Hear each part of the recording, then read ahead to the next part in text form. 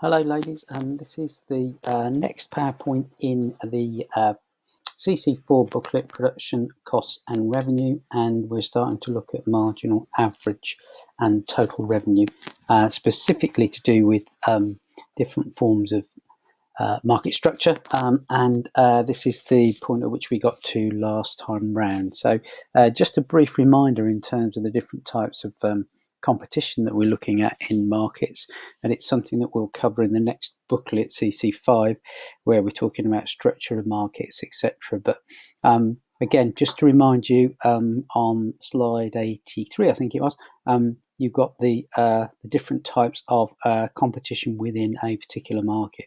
We did touch on average revenue and marginal revenue in perfect competition. Perfect competition being, as we explained before, an instance where you've got very specific criteria that a market meets. And a little bit like we said before, perfectly competitive markets are pretty much just theoretical principles, as you'll see, because there are so many criteria that are not really happening in real markets. But we'll cover that in a bit more detail over the next couple of presentations. So first and foremost, then, this is we're talking specifically how a market would be perfectly competitive. Okay, certain conditions that market must exhibit. First one is a very large number of buyers and sellers, and I know that we talked about this at the end of the last presentation, but it's important to just reiterate this when we start to look at some of the principles as far as average revenue, marginal revenue, and all of the different cost and revenue curves that we're going to be looking at over the course of the rest of the A-level course, to be honest. Secondly, all buyers and sellers possess perfect information about what's happening in the market. And that means there's no asymmetric information. Everybody knows exactly what's happening in the market pretty much in real time. Consumers can buy as much as they wish, and firms can sell as much as the ruling market. They can sell as much as they want to, as at that ruling market price, which is set by them in the market as a whole. Okay, so buyers can buy as much as they want, and consumers can and sellers can sell as much as they want at that particular price. Because of that, basically, an individual consumer or a supplier has no effect, can't do anything to affect the ruling market price by any actions that they take. And also, another thing that again is highly unlikely in a normal real life market. You've got identical homogeneous products, so basically everybody's selling exactly the same as everybody else. The other criteria, I think there are two more, I think. One is that there are no barriers to entry or exit from the market, so that means that anybody, without really having to spend an awful lot of money or resources, is able to get into a market, excuse me, and also can exit from the market without there being a massive barrier or a massive cost for doing that. Okay. So we're going to move on now and look at the relationship between the average and marginal revenue that we've been looking at over the course of the previous part of this booklet. But we're going to look specifically, excuse me, at how that is affected and what the relationship is when you've got a perfectly competitive market. Okay, so let's run through this step by step. Okay, so in this instance, we've got one firm in the market. Okay, and we're just showing how this whole thing works. Okay, so I'm just going to put these into here, and then there will be some annotation which explains what's going on here. Okay, so if we're in a situation where we're in a perfectly competitive market, remember we've said that we can sell, there is a ruling market price, and so effectively we can sell whatever we want to at that particular price. So we as a supplier or a producer can sell as much as we want at that particular price, but that price is the ruling market price. Okay, so in this instance, firms will face, in a perfectly competitive market with all the criteria that we just talked about satisfied, then that any firm working in this particular market will face a perfectly elastic demand curve for its product. As we can see here, if we assume the demand curve facing the firm is located at the ruling market price, which essentially is the thing that we've been given, we are all price takers, we have to take the price, the market price. So at this point, at P1, which is the ruling market price, basically it is a horizontal line, okay? So we are given that price, and that's what we are told we will have to sell our goods at. Now, in equilibrium, where market demand equals market supply, this ruling market price at P1 is, as you can see, the equilibrium quantity, and Q1 is in millions of units on the whole market diagram. We're going to look at the whole market diagram on the next slide, okay? But fundamentally, you've got this situation here where if this is the price at which you can sell your goods, okay, and everybody else in that perfectly competitive market is selling at that price, well, if you choose to go a higher price than that, one firm in the market, or that number of firms in the market, you will get no sales at all, okay? Because clearly, if there are other people who are supplying that that good at the ruling market price, you're going to get no sales. And there is no sense in pricing below that P1 price, because we've said already in perfectly competitive markets, you can sell as much as you can produce at that particular rate. So in this situation, because of that, effectively, you're going to be a passive price taker, okay? So you're not going to try and influence the price. Well, you can't influence price based on your actions. And so the price you will sell at, and you can sell as much as you want to, as much output as you can produce, you will be able to sell at that P1, okay? So there is this assumption that in a perfectly competitive firm can sell whatever it wishes at the ruling market price, and as a result of that, you're going to have you're not going to try and influence price. You're just basically going to accept that that is the price that is being charged in this instance. Okay, let's take a look at this when we look at the whole market then, and how that changes. And to some degree it changes, and to some degree it stays the same, as we'll see. So here's a situation where effectively we've got the same scenario. We've got the ruling market price, we've got output, and we've got market supply that we're going to draw in, as well as market demand, okay? So here we have market supply curve, essentially.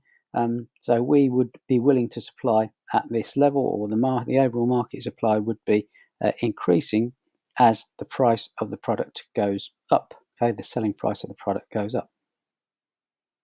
If we add in our market demand curve too, then we've got this point, we've got an equilibrium point where market demand and market supply are matching up, okay? And this is the point here at Q, okay? Now, in this instance then, let's just sort of run through the principles then. The demand curve is for the firm, all firms, is the market ruling price at P1. And that obviously is to some degree going to be determined by the interaction between market demand and market supply. We've said that basically that is the point at which we are most likely to produce, where effectively the ruling market price is the equilibrium price, the market equilibrium price. So in this situation, where we've got equilibrium, the market demand, our market demand here, equals the market supply. The ruling market price is at P1, and so our equilibrium quantity, where basically demand equals supply, is going to be the quantity of Q in millions of units, okay? So that's sort of explaining a little bit about how, in this instance, the ruling market price would influence both demand and supply, and also to a degree price in the scenario of perfect competition. But like we've said, the ruling market price is clearly the thing that is driving one element of that equilibrium. Okay, so again, we're just reiterating what we said there. The assumption is that a perfectly competitive firm can sell whatever it wishes at the ruling market price at P1, but it can't influence the ruling market price by any of its own actions. And then essentially, effectively, the firm is going to be a passive price taker in exactly the same way as we just explained it in terms of the previous slide. Okay, so let's take a look and just try and understand a little bit more about this, the reason why in perfect competition, why the ruling market price in this case equals the average and the marginal revenue. Now this just takes a little bit of thinking about, but I'll try and break it down and hopefully it will make some sense. So this again, same situation, we've got one firm in the market, and we're just going to draw in graph, supply and demand graph. So essentially here we have the P1 price, that is also our demand curve, our average revenue curve, and our marginal revenue curve. Now effectively you need to understand why that is, so we're just going to run through what that means. Remember, we've said that our ruling market price means that effectively there's nothing to be gained from well, if we try to increase the price, and we can't, and we already understood based on perfectly competitive markets, we can't do anything to influence that price. But clearly there would be little point in setting a price that is higher than the rest of the market when we've already established that in perfectly competitive markets, all buyers and sellers, well, buyers can buy as much as they want and sellers can sell as much as they want at that particular ruling price. And there would be no sense in us pricing below that point, because if we can sell all of our output at P1, why would we price at below P1? It would be ridiculous, wouldn't it? As it says there, there would be no sense in that whatsoever. If we tried to price above it in this perfectly competitive situation, we get no sales. So again, that almost makes no sense as well, doesn't it? Okay, so let's have a look at and see what that means then. Okay, so if we get a situation where, remember, and you'll have to keep looking back at your notes just to remind yourself how to calculate certain things like average revenue and marginal revenue. But in this instance, if we take the scenario here where if each unit of the good is sold at a price of £1, then effectively we could say that our average revenue, which is essentially total revenue divided by quantity, if we're selling an extra unit of the good, so remember marginal revenue is the amount of revenue that we're achieving based on producing another item, okay, then in that scenario we're always going to be increasing the total revenue, in this instance, by £1. Okay, so effectively that means that we should be able to see that in this situation we've got the horizontal line, which is our perfectly elastic demand curve, and that is also the same for the firm's output. So in this perfectly elastic scenario, the reason why that is because goods are produced by the all firms in the market, and they're perfectly uniform and homogeneous and are perfect substitutes for one another. So there would be no need and no reason for you to change as a result. Okay. So in summary, in this situation, our demand curve is essentially going to be horizontal in a perfectly competitive market because we've got this market ruling price. Okay. So and the demand curve essentially is perfectly elastic, and we can sell as much as we want to in that scenario. Okay, now effectively in that situation, that means that if the price is the same no matter what, then an extra unit of that selling an extra unit is essentially going to be exactly the same as if we sold previous units in terms of the amount of revenue that we're achieving. So effectively in this scenario, our average revenue, where we're taking total revenue and dividing it by quantity, is going to be the same as our demand curve, and in this instance too, marginal revenue, the amount of revenue we're actually gaining by selling another one more unit, is basically going to be equal to the average revenue. Okay, so in that scenario, if we've got marginal revenue and average revenue equaling the same, then effectively there is going to be no change to that price. Okay, so that's the scenario as far as perfect competition is concerned. Okay, so we've got this market ruling price, and effectively that means that the demand curve, the average revenue curve, and the marginal revenue curve are all going to be the same. Let's take a look at monopoly and monopoly power then. So we talked about perfect competition at one end of the scale as far as the market spectrum of market structures is concerned. But then we've also got to consider at the other end of the continuum is monopoly and monopoly power. Now, clearly, that is a very different set of scenarios, as we'll see. So, if we're talking about, so we mentioned that in perfectly competitive markets, we are basically going to be price takers. Sorry, do apologize. We take the market price. We can't influence that. Okay. If we're in a position where we're a monopoly, remember that's one firm producing 100% of all market output, or in this instance, excuse me, that's what's known as pure monopoly.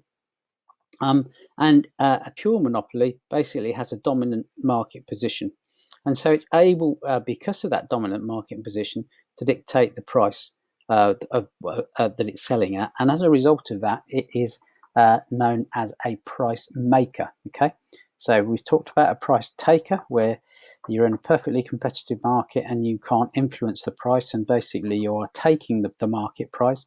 But in this instance, in a pure monopoly scenario, or even in a dominant monopoly scenario, you are a price maker. You can set the price because you have such a dominant position in the market. Other criteria that need to be in place for this to work for you as a monopoly is that there will be some sort of entry barriers which prevent new firms entering the market. And if they were to be able to do that, they would be in a position where they would come in. If you were able to move into a monopoly market, the likelihood is that you as a competitor would to some degree compete away the abnormal profit or the supernormal profits that monopolies can make. Now, I'm using some terminology that you maybe not covered yet, but this is something that we're going to be looking at in the next booklet.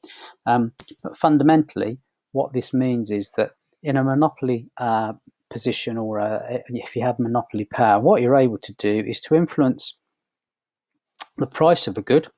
Okay, you can maybe charge more for that good because you're the only firm that's providing that good, and as a result of that, you're likely to be able to make very high levels of profit, so sometimes known as abnormal or supernormal profits. Okay, now clearly, if a new entrant was able to move, a new firm was able to move into a new market, then effectively what it would be doing, and that new market was the one that you held a monopoly in, well, that extra competition is likely to mean that there could be some price competition that could influence the level of sales or profit that you're achieving, and you might have to change the level of sales that or the level of price that you're selling at, and that would then mean that your abnormal profit, the supernormal profits that you've been making, would be competed away by competition coming into that market. Okay. So in this instance, the other thing that monopoly or a firm in a monopoly position is able to do, they can also restrict output. And clearly, if they choose to restrict output, that might mean that they can raise the price of their product. So again, certain criteria that need to be satisfied for you to be in a monopoly position. Now, the next thing, and we have talked briefly about profit maximisation, and it's something that we'll come back to on numerous occasions, okay? But if we've got somebody, a company that's in a monopoly position in a marketplace where they hold a dominant position, and they are also profit maximisers, so they are attempting to maximise profits, so effectively sell as much as they can in terms of sales revenue, and to reduce total cost as far as they can in order to make the biggest difference between the sales revenue or turnover that they're making, and then when they take away the total cost, to have the highest level of profit that they can achieve. So in this situation, if we're a profit maximizer, we are most likely to raise the price above the level that would prevail under perfectly competitive markets. Okay, so remember, we've said that where we're in a perfectly competitive market, we don't really have any opportunity to influence or raise price levels. But in a monopoly position, because you've got a dominant market position and you might hold a very high level of market share, and maybe you're the only company that somebody can buy your particular product from, in that situation, A profit maximizer would rise, would increase its price in order to achieve the highest level of profits that it could. Okay, so that combination of some monopoly power or dominant market position and also profit maximization as an overall objective for the business would mean in some instances that price would be raised above the level that you would be able to do so in a perfectly competitive market. What does that mean in terms of how does that look graphically then? So let's just draw in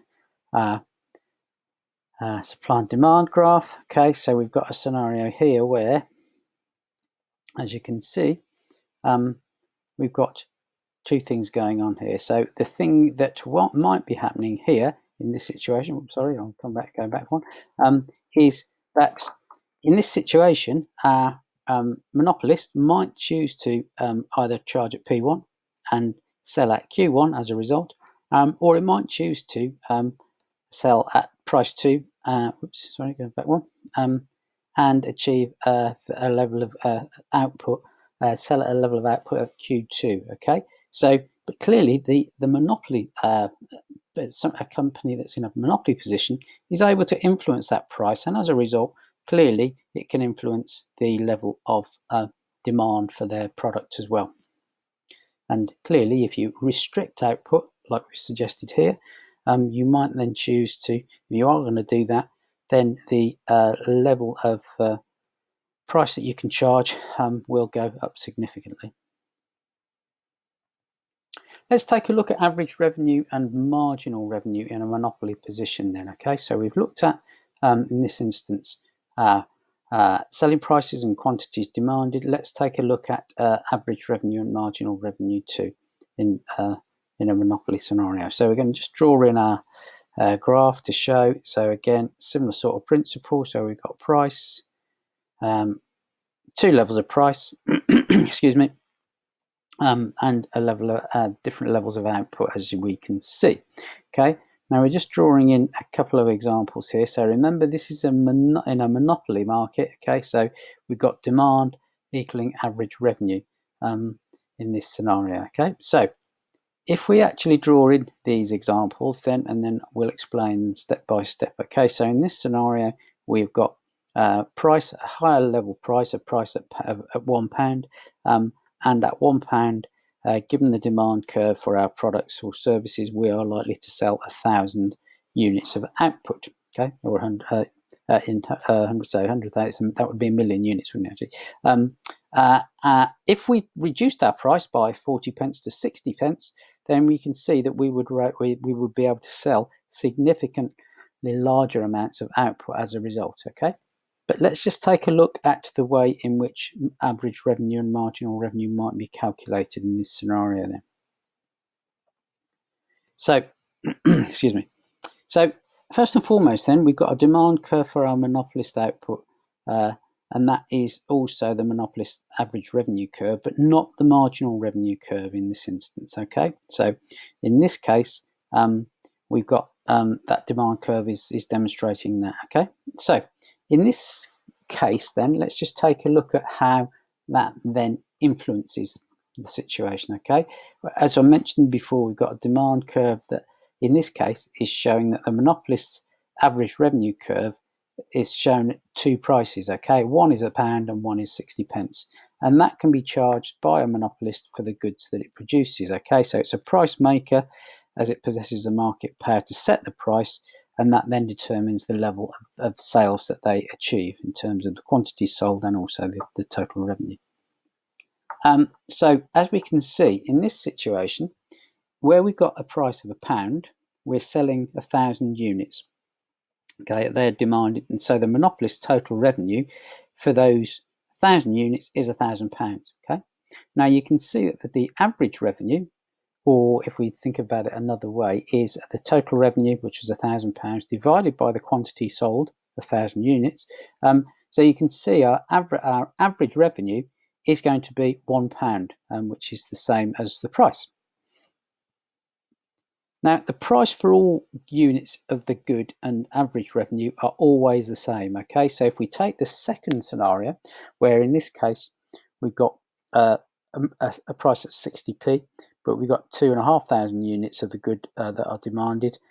We've got a total sales revenue in that case of £1,500, but the average revenue is exactly the same as we said before, same as the price charged. So it's our total revenue divided by our quantity, which gives us 60p for those 2,500 units, and that's down to the demand curve, obviously being downward sloping, and clearly in this instance more units being sold at a cheaper price.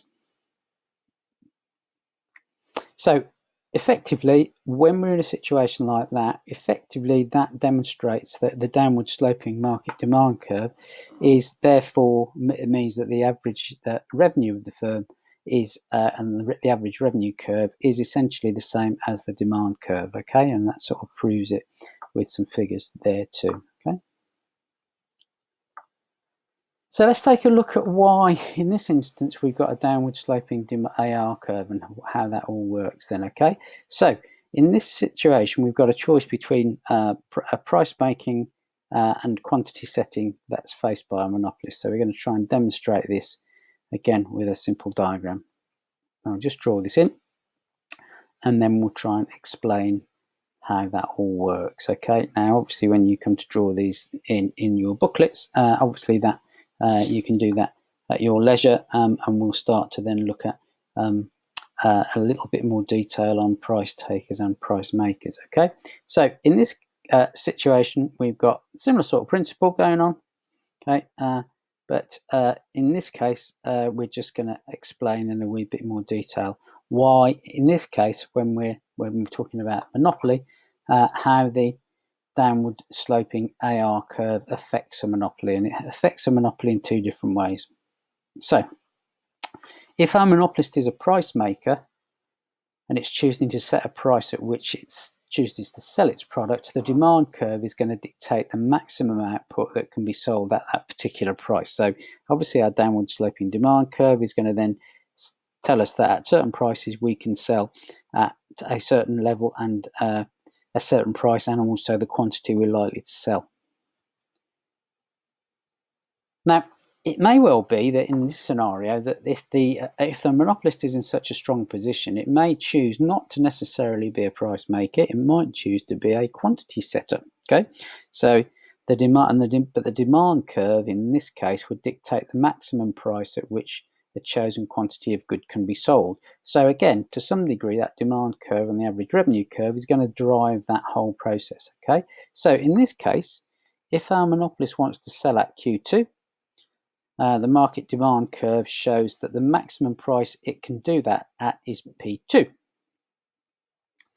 So a lot of this is sort of proving the reasons why we got downward sloping demand curves and the reasons why demand curves and average revenue curves, when we're talking about monopoly, are the same. Okay, so let's then take a look at the next stage, and hopefully you can see we're building this up step by step, and I think the more that we use this, the clearer it will become.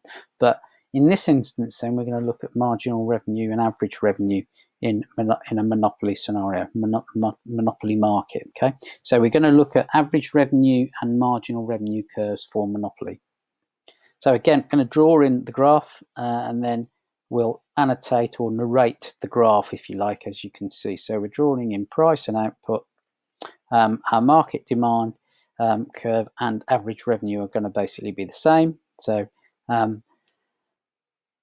and then we've also drawn in here our marginal revenue curve. Okay, now there is clearly always going to be a relationship between marginal revenue and average revenue. Okay, and we're going to explore that in a bit more detail in a minute. Now, the marginal revenue curve, as you can see, is slightly inside of the average revenue curve in this situation where we've got a monopoly scenario. Okay, so in this case, the marginal revenue and average revenue are not going to be the same in a monopoly scenario. And the reason for that is if the marginal value or the marginal revenue is less than the average value of that particular variable, the average is clearly going to fall, okay?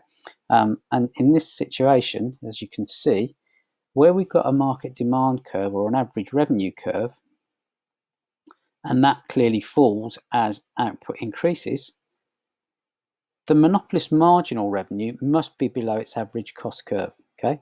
And the reason for that is that, and we'll explain in a little bit more detail why that is, in order that we can demonstrate why these scenarios are slightly different. Okay, so the next slide that we look at is going to show more depth the relationship between average revenue and marginal revenue curves in monopoly. Okay, so let's move on to the next slide.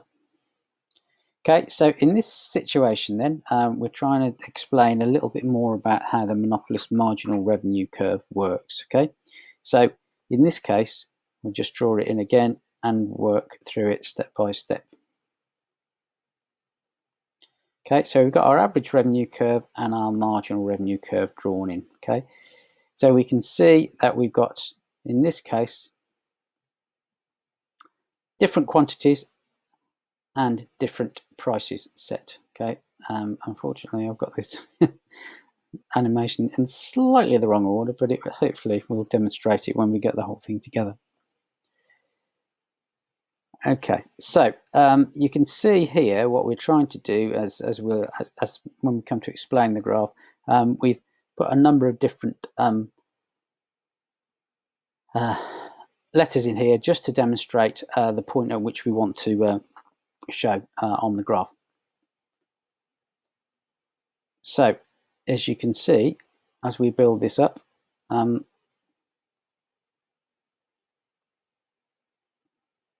there are a number of things that are included in there. So effectively, as we built that diagram up, we're now going to explain what that means. Okay, so in this case then, what's showing here is the monopolist initially charges a price at P1, okay, and sells a level of output at Q1, as you can see. So effectively, the price at which it's selling, given its average revenue curve, and the quantity that it is selling is giving us that reading there at Q1. Now, if it chooses to increase sales by an extra unit, let's just assume it's just this one extra unit, okay, so we're moving from quantity 1 to quantity 2, the downward sloping AR curve forces the monopolist to reduce the price. So if we're saying that now we're talking about Q2, essentially that means that if we want to sell at that level, then the AR curve, the average revenue curve, is going to force a monopolist to reduce its price to P2, as you can see. That's then going to mean that it's going to reduce the price of all units of output sold at that level. Now, in this scenario then, okay, if we've got total sales revenue, well, effectively what we're saying here is the total sales revenue is going to increase by the area K, because effectively we've got a gain in revenue, haven't we? Okay, as you can see, but it's going to decrease by the area H, okay, because effectively the price that we were charging at a higher level was giving us extra revenue, but in this instance where we've got the total sales revenue that we're achieving because we're actually selling more in terms of units, is going to decrease. It's going to increase by K, but decrease by H. Now, when we take this and look at K and H respectively, it shows the revenue gain. Okay, so the extra units sold multiplied by the price P2. So the extra unit multiplied by the price P2, and that's the revenue gain. And the revenue loss is resulting from the fact that in order to sell more, the price has had to be reduced for all the units of output and not just the extra units sold. Okay, so you can see that in this case, if we're changing price or changing the level of output that we're trying to sell, that is going to be influenced by the average revenue curve, and also the fact that in some cases, if we drop our price, we're going to lose some revenue. But if we actually sell more, then clearly sell more in terms of output. That could actually be a benefit to us. So in this scenario then, okay, the marginal revenue, which is the revenue gain minus the revenue loss, which is K minus the H area, must be less than the price or the average revenue, which is area K. Okay. And in essence, when we start to look at this in a bit more detail, you can see that there is a definite link between marginal revenue and average revenue. Okay, so if we get to the point where our marginal revenue, which is the revenue that we generate for selling one extra item, okay, if our marginal revenue is higher than our average revenue, then effectively that's going to increase the overall average revenue, isn't it? So if effectively, if the cost of it, or the marginal revenue we're achieving for selling one extra is higher than the average revenue, then when we take how we calculate the average revenue, which is total revenue divided by quantity, that's going to mean that the average revenue figure is going to increase. Okay, so up until the point at which marginal revenue and average revenue are the same, that is always going to be an influence. So average revenue, if marginal revenue is lower than average revenue, so the revenue generated by one extra is actually lower than the average revenue. That's going to cause the overall average revenue to fall as well. Okay, so there is a definite link between the two items. Okay. Now that's gone into quite a bit of detail. It's something that we might need to go over again, but that's basically the principle that we need to bear in mind and need to remember. And when we start to look at some exercises, which we'll do in a minute, it will start to make a little bit more sense, I think. So this is sort of done in abstract to a point, and it's quite a theoretical process to get your head around. But if you remember some of the key principles, then I think it will make a lot more sense. Okay, so let's take a look then. So we've just moved on a couple of pages really. So from the original start of marginal, average, and total revenue, and now we're going to look at in a little bit more detail at price takers and price makers. Okay, so if you take a look on page 45 in your booklet, we're looking at examples in this case of price takers and price makers. Okay, so remember, price takers are those that have no price setting power. If you're a price taker, you're working in a perfectly competitive market, and the market ruling price is the thing that is driving your price, okay, your selling price. Okay, so having no influence on market price, and we can sell all of our output at the going market price. Examples of typical industries and markets where firms have no price setting power. Okay, you might want to have a think about that, but in the meantime, I'll give some examples. Okay, so it's always useful to have a couple of examples at your disposal when you come to answering questions on perfect competition or price makers or price takers. Okay, so here's 3 examples of firms or businesses that have markets or industries that have no price setting power. Okay, so the stock market is one, the crude oil market and other commodity markets is another one, and foreign exchange markets are another. So you can't demand a certain price for your stock. You can't demand, well, you can try and demand a price for certain things, but in this instance, if the market is basically ruling, and clearly a stock market, the crude oil and commodity markets and foreign exchange are all being driven by, to some degree, what the market is willing to pay. And in this instance, that would mean that stock markets, crude oil markets, and foreign exchange markets are all examples where the markets themselves have no opportunity to price set. They have got very little price setting power. Okay.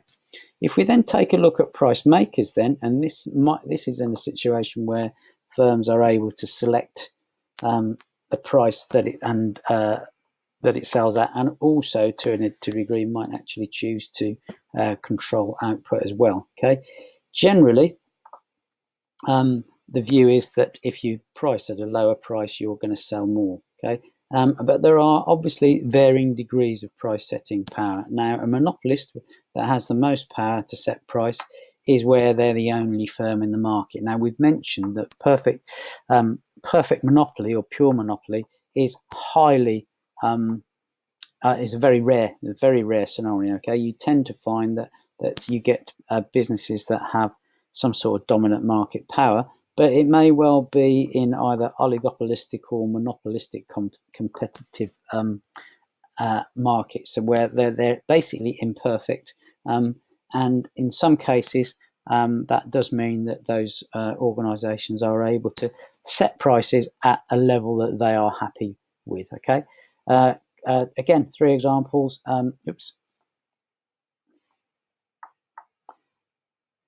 So let's take a look at some examples here then. So a price maker with some price setting power would be Apple, Microsoft, and Waitrose. So in this scenario, now I wouldn't say that any of those are actually in true monopoly scenarios, but what they're able to do in this situation is to set, because they have significant market presence, they have a strong brand, they are able to some degree make the market or decide on the price that they're going to sell their goods at, and to some degree they are able to get away with charging more, because in some cases there might be a perception amongst their target audience that their brands are better and their products are better, but that does mean that they have some power to influence the market. Now, one could argue that as soon as you start influencing the market, that might mean that to some degree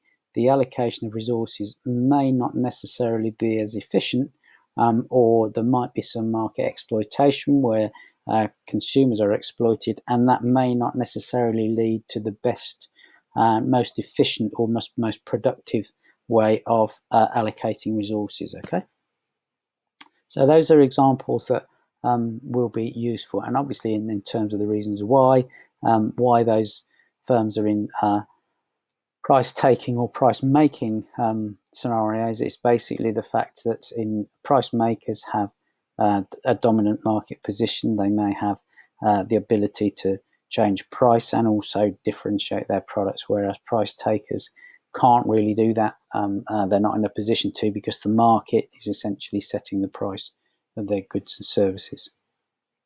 Okay, let's take a look at how that translates in simple terms. If we take a look on page 46, where we're calculating average revenue and marginal revenue for price takers. Okay, so if you're a price taker, remember you've got no influence over the market at all. You can't actually influence price. You just have to put up with it. Now, in this situation, we've got sales of units from 1 through to 10. We've had our total revenue calculated, and basically on that basis, we should be able to calculate average revenue and marginal revenue. And if we think about this, we've said that price takers are those where the market price is set. Well, in this situation, our average revenue, if we've got a total revenue of 5 for one unit, is going to give us an average revenue of 5. And no great surprise that our average revenue, if we take our total revenue and divide it by quantity, or the number of units, is again going to be 5. No great surprise, all of these, as you'll see, are all 5, because, as we've said, if you're a price taker, you cannot influence the price in a market, and as a result of that, the average revenue is going to be exactly the same as our price. Now, in this situation where we're talking about marginal revenue, so marginal revenue is the amount of revenue that we gain from one extra unit. In this instance, obviously, we've got 5. In the second case, where we've got 2 units sold, the extra unit is basically, again, 5. And effectively, in this case, you can see that our average revenue and our marginal revenue is effectively exactly the same when we're in a price-taking market. Okay, so no great surprise there. They're all going to be 5. Okay, so that's for marginal revenue and average revenue in a price-taking market. Now, you can see on page 46 that you can then also plot your total revenue, plot your average revenue and your marginal revenue curve for a price taker on the axes that are provided for you on page 46. So I'm going to give you a bit of time to do that. Now, you might think, well, actually, please take a bit of time to do that and make sure you've got that complete in your notes, because it's important when we come to explain this link between total revenue, average revenue, and marginal revenue. This actually helps you to understand that whole process. Okay, so if you want to stop the presentation there and then just complete your table, then that would be great. And obviously we'll come back and look at the next item, which is where we're looking at another classwork exercise where we're going to look at calculating total revenue and marginal revenue for a price maker as opposed to a price taker. Okay, so you can see in this case that the drawing or the example of the graph is going to look something similar to what we have here. Okay, so effectively we've said that our average revenue and our demand and marginal revenue curve is basically at a price of 5. We've been told that that's what our average revenue is. Okay, and you can see that our total revenue in this situation is that for every extra one that we sell, our total revenue is going to go up by a factor of 5. Okay, so you can see that if we move our output to 2, then effectively we're going to have a situation where our revenue is going to go up by 5 for each extra item that we're selling. Okay, but again, that does demonstrate that our total revenue in this case for every one that we sell is essentially going to go up by +5. So the gradient of our total revenue line for every unit of output that we manage to successfully sell over and above that is basically going to add a factor of 5 to our total revenue line. Okay, so that's for price taking. Okay, so we've got prices and revenue and quantity included there, and basically in this situation, as you can see, as we'll just explain it in a bit more detail, we've got price elasticity of demand, which is basically infinity. Okay, so we've got a horizontal demand curve, and if we're dividing that by 0, that essentially is going to give us the percentage of change in price. Well, and we know there's no percentage change in price, and effectively it means that we've got a perfectly elastic scenario, which then means that consumers are prepared to buy any quantity at the price of £5. Okay, so producers in that situation must accept the going market price of £5. Any higher, they will lose all demand. Okay, so there's no point in doing that. They're just going to lose all of their sales. And what would be the point of going any lower if your consumers are prepared to pay a £5 for all that you can supply? Okay, so in this situation then, just to sort of summarize this, okay, so the average revenue curve is the same as the demand curve. Okay, and so in this scenario, we've got the average revenue curve showing average revenue, which is total revenue divided by quantity received from selling a particular quantity. Okay, so that's an important thing to remember. Okay, now in this case, again, just going back to look at that previous graph, the demand curve is represents the quantity demanded at the given price and that equals the average revenue. Okay, so in this instance then our total revenue is going to equal price times quantity, and so if we actually just expand that out, our price is going to equal total revenue divided by quantity, and as we know and have seen before, total revenue divided by quantity gives our average revenue. Okay, so that sort of proves the whole process based on what we've talked about already.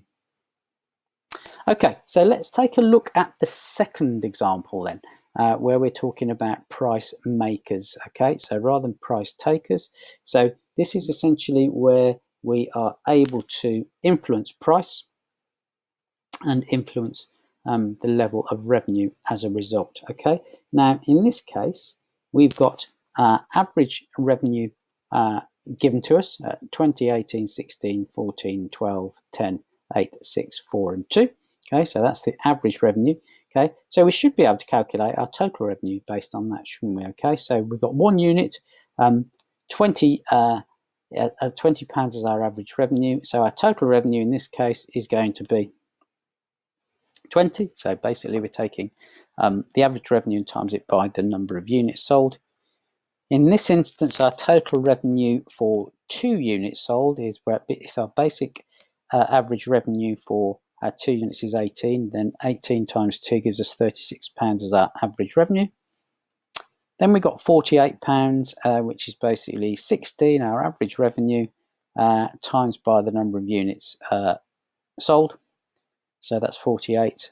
56, 14 times 4, 60, 12 by 5. 60 again, where we've got 10 by 6. And our total revenue at the next level is starting to fall. So you can see there's a bit of a pattern emerging there. So at 7 units at an average revenue of 8 per unit, then that gives us 56.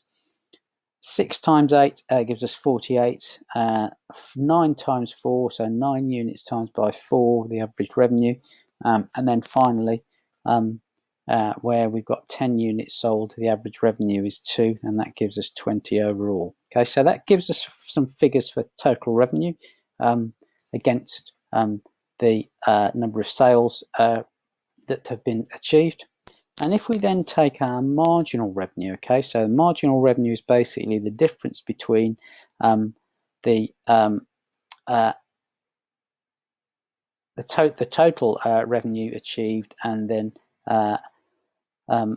the number of units. So the percent that the amount of change, the change in total revenue divided by the change in quantity produced. So in this situation, we've got 20. Our marginal revenue at 1 unit of sale is 20. Okay, marginal revenue at 2 units is basically 36. The total revenue, take away the previous 1 unit of 20, so that gives us 16 as our marginal revenue. 12, where effectively we've got a total revenue of 48, and the change between the extra unit is basically 12. So 48 minus the 36, 56 minus 48, so that gives us a marginal revenue of 8. At the 4th unit. At the 5th unit, then a marginal revenue increase is 4.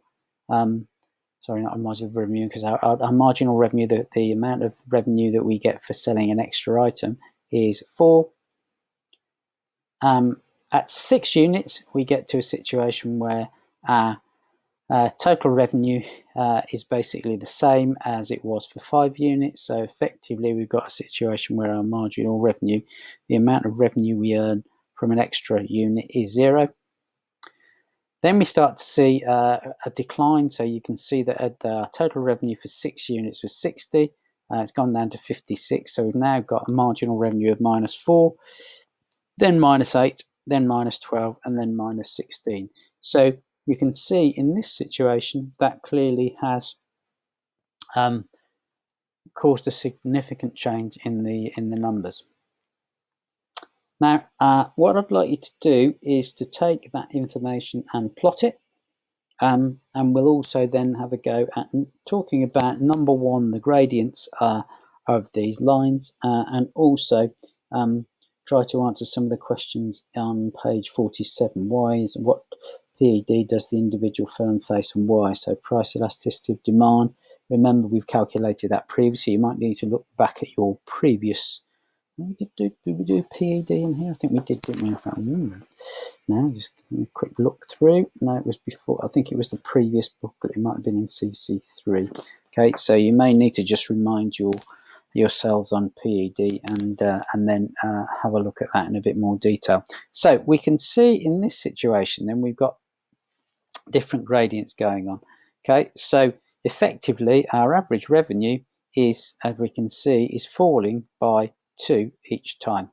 Okay, so in this case our gradient for our average revenue line would be -1 divided by +1. Okay, so in essence, essentially the gradient is falling by -2 for each different unit that's produced.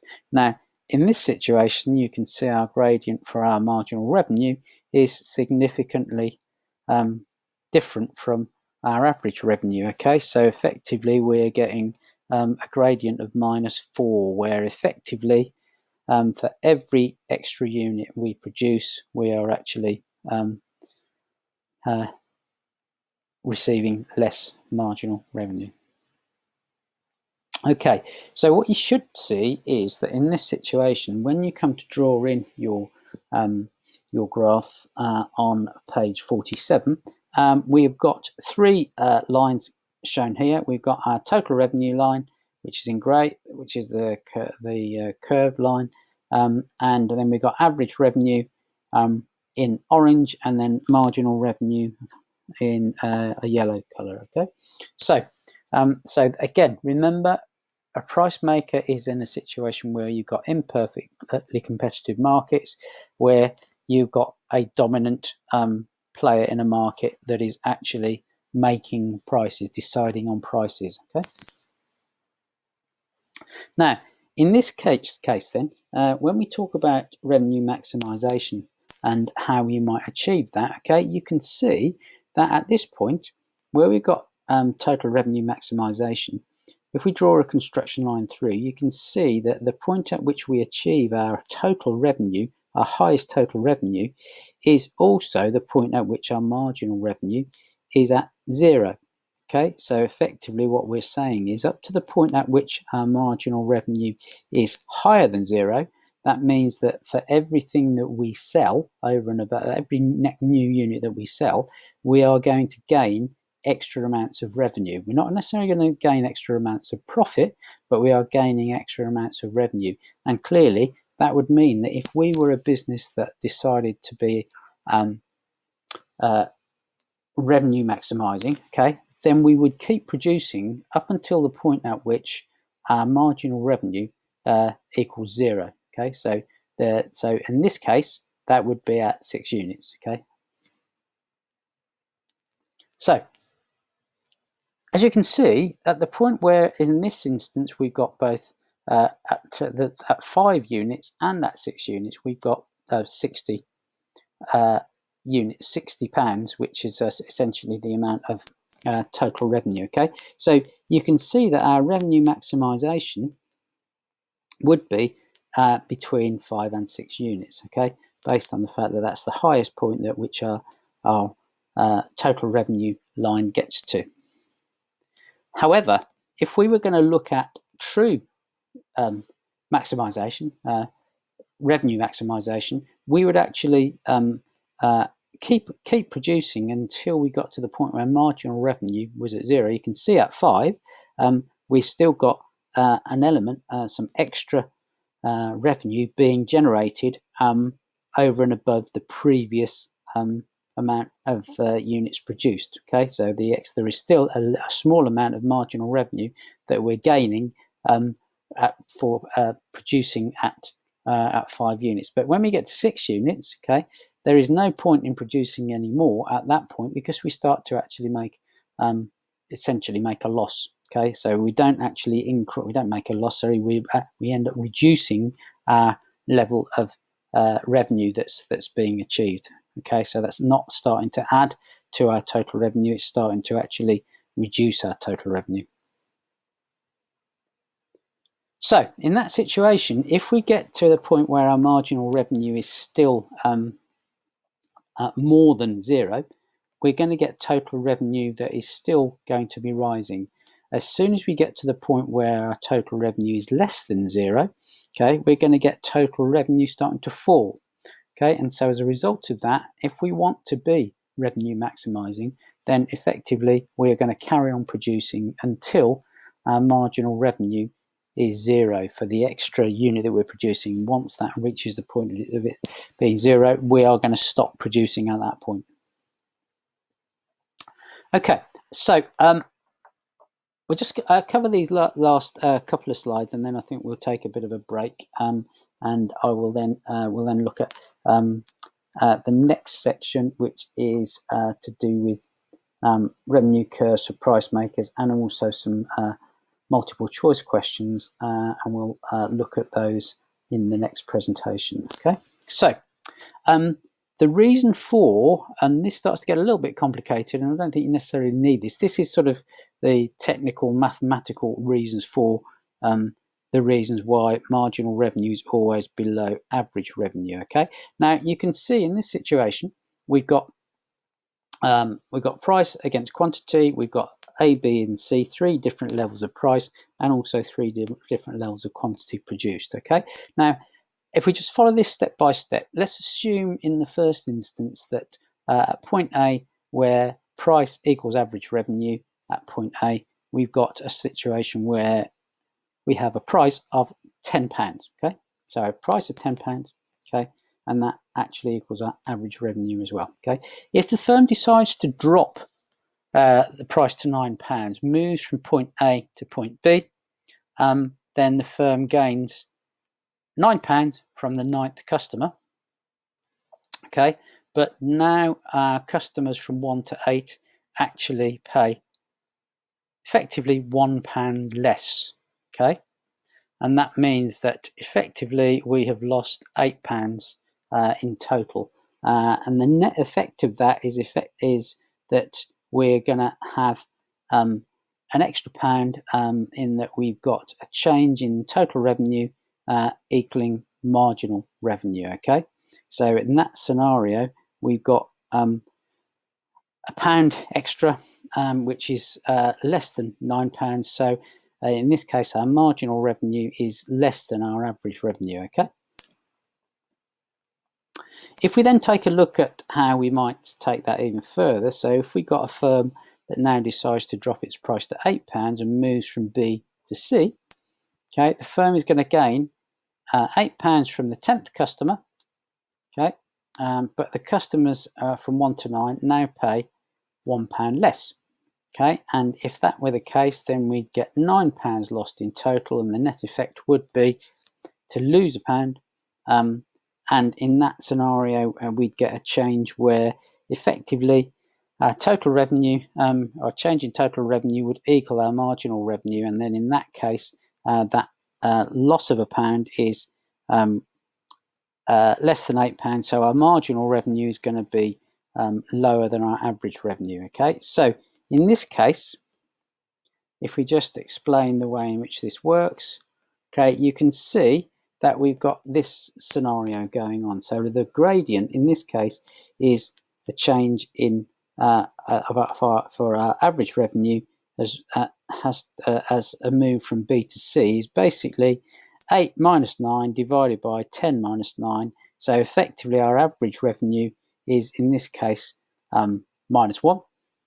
And in the case of the marginal revenue, where we've got a move from B to C, okay, you can see in that situation we've got a fall of the pound divided by a minus 1 divided by 10 minus 9. So in that case, we have got the marginal revenue is always at a higher gradient than the average revenue. So basically what we're saying is that if marginal revenue is lower than average revenue, okay, then that means that overall the average revenue will fall.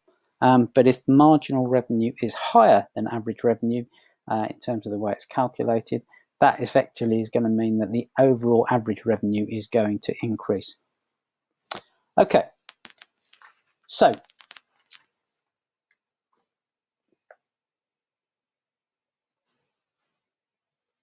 in this scenario then, okay, there are some example questions that we can also take a look at. Okay, and then I think we'll stop after we've completed those questions. So there are only two.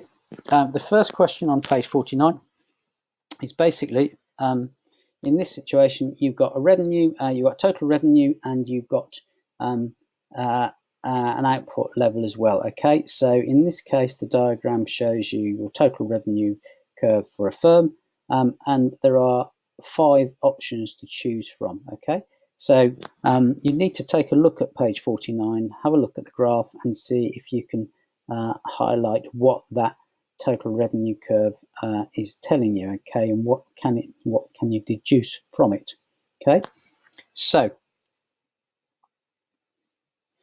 In this case, there are a number of options, so you'll need to look at whether average revenue and marginal revenue will be upward sloping as output increases. So you'll have to think about each term and see if you can assess the best option. And in this instance, the answer is actually E, because it's a price maker. Okay, so average revenue and marginal revenue will both be falling as output increases. Okay, so in this case, our average revenue is shown by the gradient of the line from the origin to the total revenue curve. Okay, and in that case, that is actually falling. The marginal revenue, was shown by the slope of the tangent to the total revenue curve, is also falling. And so in that case, you have got a scenario where average revenue and marginal revenue would both be falling as output increases.